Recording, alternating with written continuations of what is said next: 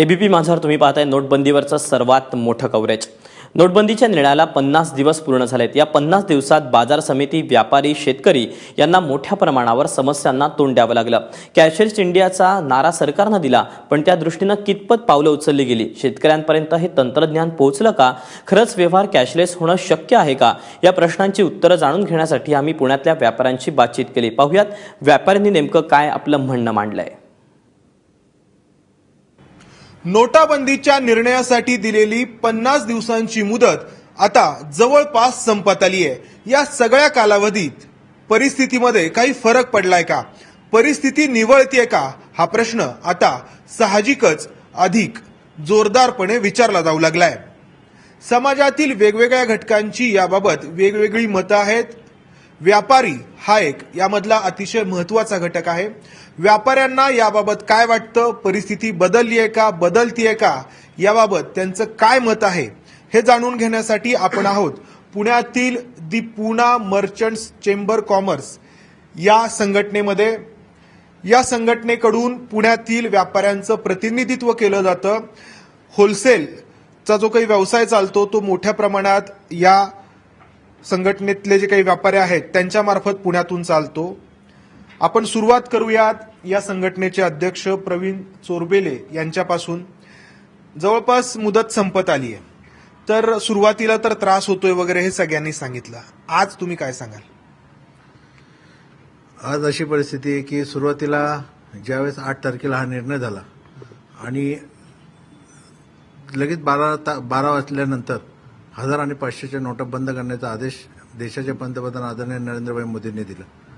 आणि आज अशी परिस्थिती आहे की सुरुवातीला काही व्यापाऱ्यांना प्रचंड त्रास झाला, परंतु आता ही स्थिती निवळत चाललेली आहे। आणि आता जसं जसं मार्केटमध्ये पैसा यायला लागलेला आहे तशा पद्धतीने मार्केटची व्यवस्था किंवा सुव्यवस्था एक चांगल्या पद्धतीने व्हायला लागलेली।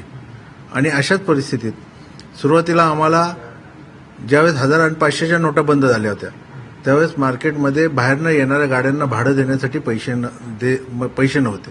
परंतु आज अशी परिस्थिती आहे की जसं जसं मार्केटमध्ये पैसा यायला लागला, मार्केटमध्ये माल मोठ्या प्रमाणात आता यायला सुरुवात झालेली। आणि ही परिस्थिती येणाऱ्या काळामध्ये जर अशाच पद्धतीचे जर चांगल्या पद्धतीचं चलन मार्केटमध्ये आलं तर नक्कीच चांगली परिस्थिती सुधरेल असं मला वाटतं। सर, तुम्हाला काय वाटतं? परिस्थिती निवळतीये, सुधारतीये? नाही, पहिल्यापेक्षा परिस्थिती थोडी सुधरत चालली आहे, परंतु मार्केट यार्डच्या व्यापाऱ्यांना एक वेळेला आठवड्यामध्ये 50,000 रुपये बँकेतनं काढण्याची मुभा आहे। आमच्याकडे परप्रांतातल्या गाड्या येतात, त्यांचे भाडे 25,000 30,000 रुपये असतात। त्यामुळे ही 50,000 रुपयाची जी हे केलेलं आहे हे अतिशय कमी आहे। ह्यात 31 तारखेनंतर 50,000 रुपयांची मर्यादा अतिशय कमी आहे। आणि 31 तारखेनंतर जितके पैसे लागतील तितके देण्याची शासनाने परवानगी द्यावी। आता जवळपास 50 दिवसांची मुदत संपत आली आहे। 50 दिवसाची मुदत संपत आलेली आहे, पण परिस्थिती अशी आहे की आमच्या कमिशन एजंटचं काम असल्यामुळे आमच्याकडे शेतकरी माल विकायला येत असतो। शेतकरी माल विकायला आल्यानंतर त्याला जरी आपण म्हटलं की बाबा तुला 80% 90% आपण आरटीजीएसने पैसे पाठवू, समजा आमच्याकडे रोजचा 10 ते 15 लाख रुपयाचा कुळाचा माल विकायला येत असतो, पण त्याला जर आपण 80-90% दिल्यानंतर त्याला 5-10 हजार रुपये सुद्धा खर्चासाठी व भाड्यासाठी पैसे देता येत नाही। त्यामुळे प्रत्येक वेळी शेतकऱ्यासाठी आमची हुज्जत होती आणि त्यामुळे त्यांचं म्हणणं असं की माल तुमच्याकडे पाठवायचा का नाही पाठवायचा, वर्षानुवर्षाचे आमचे संबंध आहेत। आणि या परिस्थितीमध्ये जर मालाचे आपण पैसे देऊ शकलो नाही तर परिस्थिती अत्यंत खराब होती। त्यामुळं 50,000 रुपये आठवड्याला ही बँकेची लिमिट अतिशय कमी आहे, तरी हे 50 दिवसानंतर जी कॅश लिमिट आहे ती त्वरित वाढवायला पाहिजे व जे कॅश आमच्या बँकेत जमा आहे ते आम्हाला मिळायला पाहिजे। त्या दृष्टीने व्यापार सुरळीत होईल। आणि सगळ्यात महत्त्वाची परिस्थिती यामुळं मालाचे भाव कमी झालेले आहेत आणि मागणी असून सुद्धा मागणी कमी आणि मालाचे भाव कमी, त्यामुळे शेतकरी अतिशय नाराज आहेत, त्रस्त झालेला आहे शेतकरी। म्हणजे तुमचं म्हणणं आहे की बँकांकडून पैसे मिळण्याची जी मर्यादा आहे ती या कालावधीमध्ये वाढलेली नाहीये। या सगळ्या दिवसांमध्ये सांगितलं गेलं की अधिकाधिक व्यवहार तुमचे जे आहेत ते कॅशलेस करा, रोखीचे व्यवहार तुम्ही कमी करत जावा। तर हे तुमच्यासारख्या व्यापाऱ्यांना शक्य आहे का? आणि त्यासाठी ज्या काही गोष्टी आवश्यक होत्या, इन्फ्रास्ट्रक्चर आवश्यक होतं, ते या 50 दिवसांमध्ये इथं तुम्ही तयार करू शकला आहात का किंवा तुम्हाला मिळालंय का? या गोष्टीमध्ये आम्ही कुठे समजा पहिला पाऊल उचलला, आपण पहिलं पाऊल उचललं, पण पुढून आपल्याकडे या गोष्टीचा रिस्पॉन्स अजून कुठेही मिळालेला नाहीये. म्हणजे आमचे लोकल बॉडी ऑथॉरिटीज आहेत ते या गोष्टीमध्ये कुठेही तयार नाहीयेत, त्यांची तयारी अजून झालेली नाहीये ते आम्हाला ही सुविधा पुरवण्याकरता.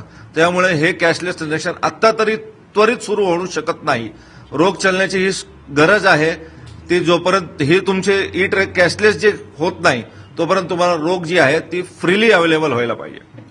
तुम्ही शेतकऱ्याकडून माल खरेदी करता, तर शेतकऱ्याला तुम्ही कॅशलेस बाबत काही बोललात का? सांगितलं का की इथून पुढे आपल्याला कॅशलेस पद्धतीनं व्यवहार करावे लागतील? आणि या 50 दिवसांमध्ये तर तुम्हाला काय अनुभव आला त्याचा? या सुरुवातीला सर्वात अगोदर आम्हाला शेतकऱ्यांना समजावलं लागलं की आता तुम्हाला चेकनी पेमेंट भेटेल. शेतकरी त्याला त्वरित तयार झाले नाही, हळूहळू सगळ्यांना म्हणून त्यांना सतत तयार केलेलं आहे. आता तरी ते पुढची सिस्टीम आम्ही सांगितली आहे ते अजून त्याला तयार झाले नाही, पण लवकरात लवकर ते तयार होतील अशी माझी अपेक्षा आहे. व सरकारने थोडाफार त्याच्यावर विचार करायला पाहिजे की आपण हे करतो आहे त्याच्यात आपण काय करावं, कुठे कुठली पावलं उचलावी, शेतकऱ्यांना कसं आपण हँडल करू शकतो. कॅशलेसच्या बाबतच आपण पुढे जाऊ. तुमचा काय अनुभव आहे? शेतकऱ्यांना तुम्ही या कॅशलेस बाबत काय बोललात का, किंवा तुम्ही स्वतः याबाबत काय विचार करता? कॅशलेसच्या बाबतीत आमच्याकडे जे ग्राहक येतं, जे खेडेगावातनं लोकल एकदम छोट्या गावात येतं, त्यांना हे पॉसिबल नाही आहे. आमची धंदा जर का आम्ही कॅशनीच करतो. पण तुम्ही बोललात का कोणाशी, शेतकऱ्यांशी? बऱ्याच जणांशी, शेतकऱ्यांशी नाही, ग्राहकांशी बऱ्याच जणांनी बोललो, पण ते त्याला तयार होत नाहीयेत, कारण त्यांच्याकडे तेवढी फॅसिलिटी नाहीये. त्या बँकेत तेवढ्या छोट्या गावात एवढ्या बँकेची सुविधा नाहीये.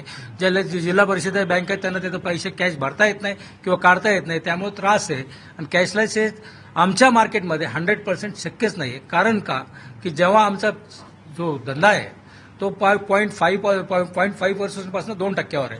आणि जर का उद्या यांना प्रत्येक सर्व्हिस चार्ज, प्रत्येक चार्जेस, बँकेचे चार्जेस लागले तर आम्ही धंदाच करू शकणार नाही. जर ही 10 वेळ ट्रान्झॅक्शन झाले आमच्या मार्केटमधले तर रुपयाची व्हॅल्युएशन फार 80 पैसेच होईल, असं आमचं म्हणणं आहे. त्यामुळं कॅशलेस व्यवहार हा जरी म्हणजे मोदी सरकार जरी म्हणत असले किंवा प्राईम मिनिस्टर म्हणत असले की संपूर्ण व्यवहार कॅशलेस व्हावेत, जगामध्ये कुठेही 100% कॅशलेस नाहीये.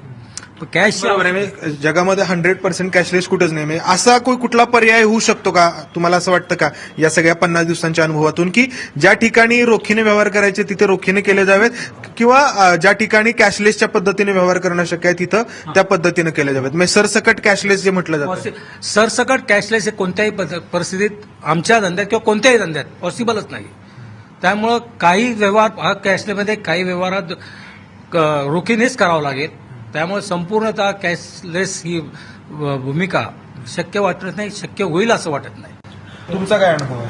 माझा अनुभव असा आहे की आमचे बरेचसे ग्राहक खेडेगावात असल्या कारणाने तिथून पैसे त्यांना बँकेतून मिळत नाही आणि त्यांना तेवढं नॉलेज नाही की स्वाईप वापरायचं किंवा कार्ड वापरायचं. गरीब जनता आहे, त्याच्यामुळे आम्हाला पैसे येत नाही. त्याच्यामुळे धंदा पूर्ण जवळजवळ 40 ते 50% कमी झालेला आहे. एकतर तुम्ही बँकेतून पैसे लवकर दिले पाहिजे ग्राहकांना. फरक पडलाय का? फरक पडतोय का? पडला ना, 40% व्यापार कमी झाला आहे. 8 नोव्हेंबरच्या निर्णयानंतर आजपर्यंत बराच कमी होता, आता थोडा वाढतोय.